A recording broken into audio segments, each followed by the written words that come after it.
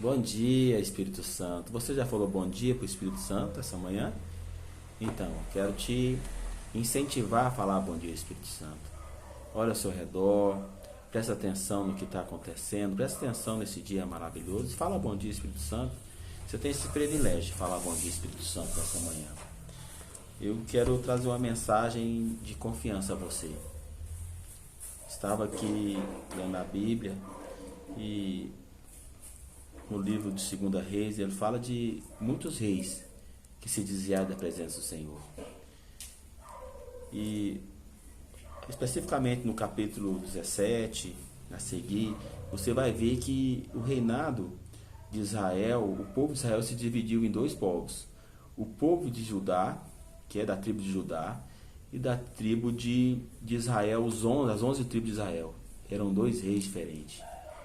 Onde nessa época o rei de Israel estava totalmente fora do propósito do Senhor. E ele estava andando numa sequência de erros que estavam contraindo e levando o povo de Israel a pecar. Existia cada um seu Deus. Naquela época o rei da Síria ele estava assolando aquela região toda. E então, naquele tempo, cada região, cada rei daquela época, do povo de Israel, da cada região, eles adotavam deuses para adorar. E esses deuses, eles não tinham, claro que por ser deuses pagãos, eles não tinham o poder de livrar Israel da mão dos seus inimigos. Lá no capítulo 17, versículo 22, diz assim: assim andaram os filhos de Israel em todos os pecados de Jeroboão tinha feito, nunca se apartaram deles, até que o Senhor tirou a Israel diante da sua presença, como falava pelo ministério de todos os seus servos, os profetas. Assim foi Israel expulso da sua terra, a Síria, até o dia de hoje. Então, esse tempo, eles passaram muita dificuldade, porque eles estavam na mão dos assírios. Mas o reinado de Judá não.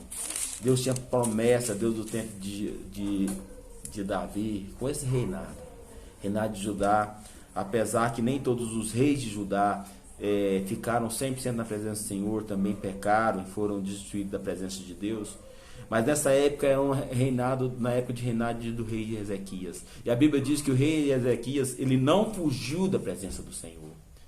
Então imagina vocês que onde eles estavam, ali toda a região estava contra eles. Toda a sua região estava contra eles. Não tinha como eles fugir para lugar nenhum. O próprio Israel, com as suas 11 tribos, estava sujeito ao rei da Síria. Então, como é que eles estavam? Eram em números muito menores do que os seus inimigos. Então, o rei da Síria mandou alguns dos seus guardas falar com o rei de Judá. Olha, como é que você pode ficar contra o nosso rei? Eu quero ler uma parte aqui que fala assim, lá em capítulo 18 já, a partir do versículo 33, a parte B, diz assim, não deis ouvidos ao rei Ezequias, porque vos enganais, dizendo, o Senhor nos livrará. Porventura, os deuses das nações puderam livrar cada um a sua terra das mãos dos reis da Síria? Então ele estava falando assim, olha, o rei de vocês não vão livrá-los. O rei de vocês não tem como livrá-los. Vocês estão diante do inimigo muito mais poderoso. Sabe? Eles estavam menosprezando a capacidade do nosso Deus. Então, o rei da Síria estava nessa condição de oprimir o reinado de Ezequias.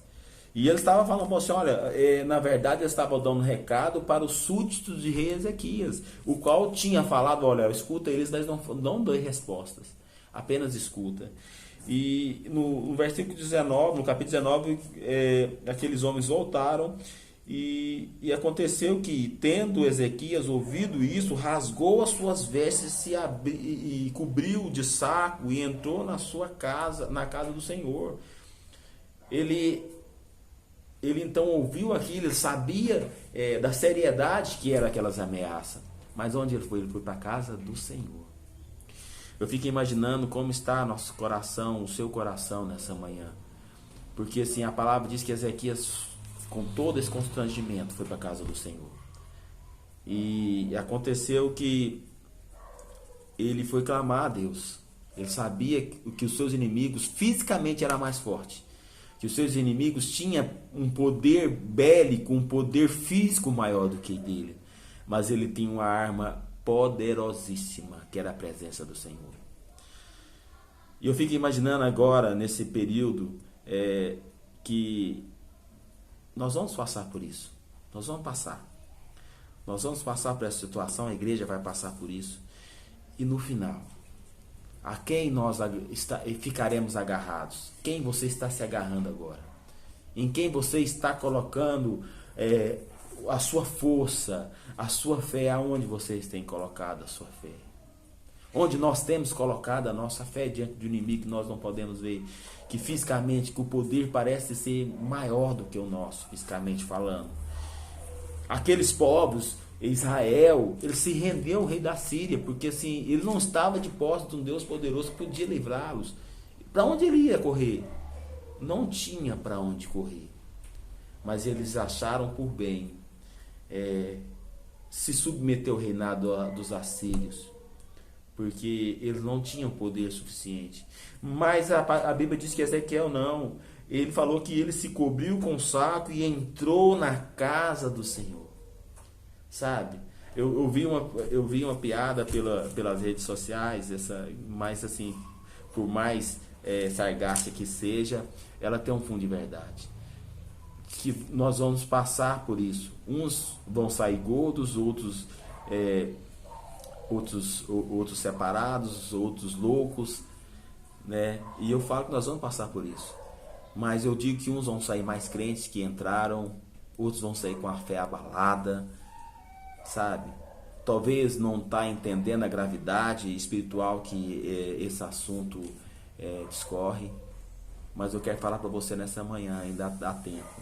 Faça como o rei Ezequias, que correu pelos pés do Senhor.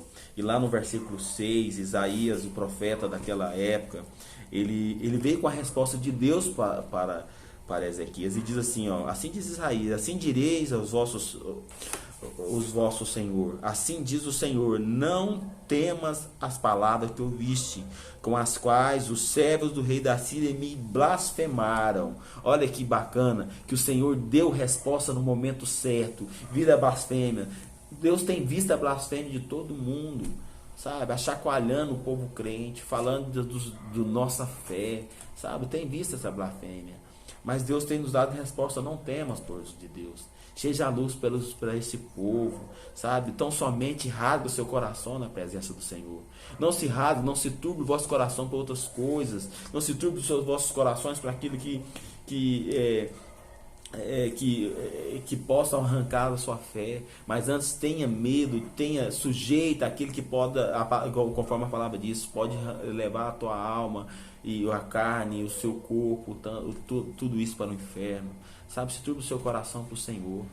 Nessa manhã eu quero te lembrar de louvar o Senhor. Louva o Senhor pelo dia de hoje, pela respiração que o Senhor te dá. Sabe, confia nele. O Senhor fala que, aqui no capítulo 19, versículo 7 ainda, ele diz assim: eis que porei nele um espírito, e ele ouvirá uma notícia, então voltará para a sua terra, e a espada o ferirá a cair na sua terra.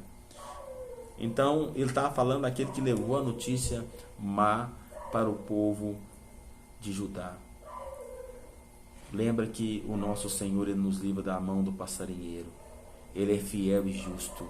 E a palavra do Senhor diz em Isaías também que a mão do Senhor não está encolhida para que nos possa abençoar. Ele não está surdo para que não possa ouvir, sabe, irmãos? Confia nele. Os pensamentos do Senhor não são como os nossos pensamentos, tão singular, tão momentâneo. Mas os pensamentos dele vão além disso. Amém? Eu quero deixar um abraço, um beijo no coração de cada um. Continua firmes, irmãos, continua firmes com seus líderes, com seus pastores. Deus abençoe vocês.